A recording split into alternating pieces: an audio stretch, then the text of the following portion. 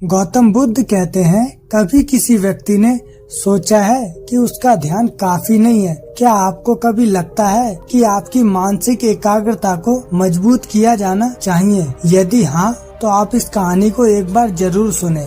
एक समय की बात है, एक जैन मास्टर अपने आश्रम में ध्यान और साधना के महत्व को सिखा रहे थे। उनके पास बहुत से शिष्य थे, लेकिन उनमें से एक शिष्य ध्यान में पूरी तरह से लीन नहीं हो पा रहा था।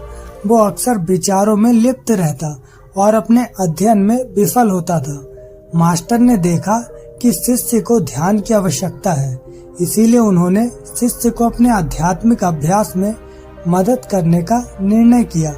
मास्टर ने शिष्य से कहा, तुम्हारा ध्यान बहुत कमजोर है, तुम्हें अपने चित्त को स्थिर और एकाग्र बनाए रखने की शिक्षा सीखने की आवश्यकता है।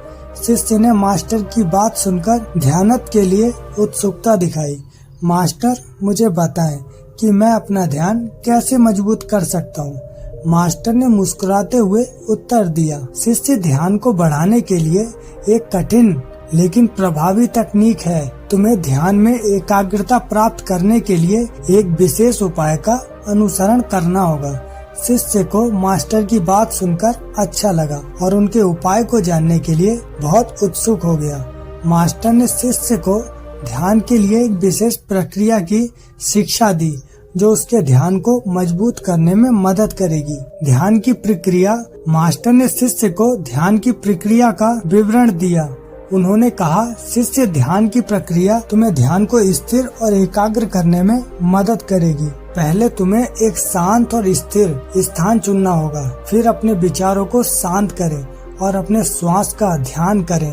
ध्यान में एकाग्र होने पर तुम्हें अपने मन को एक विशेष ध्यान करने के लिए कहा जाएगा। शिष्य ने मास्टर की बात सुनकर स्वीकार किया और ध्यान की प्रक्रिया को शुरू करने के लिए तैयार हो गया।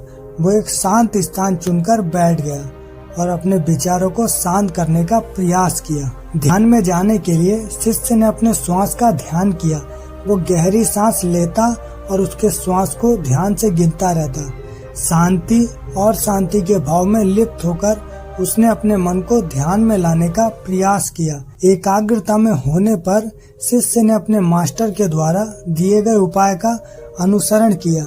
उसने अपने मन को एक विशेष विषय पर ध्यानित एकाग्र करने का प्रयास किया। ध्यान का महत्व। शिष्य ने मास्टर के द्वारा दिए गए उपाय का पालन किया और अपने ध्यान को स्थिर और एकाग्र किया।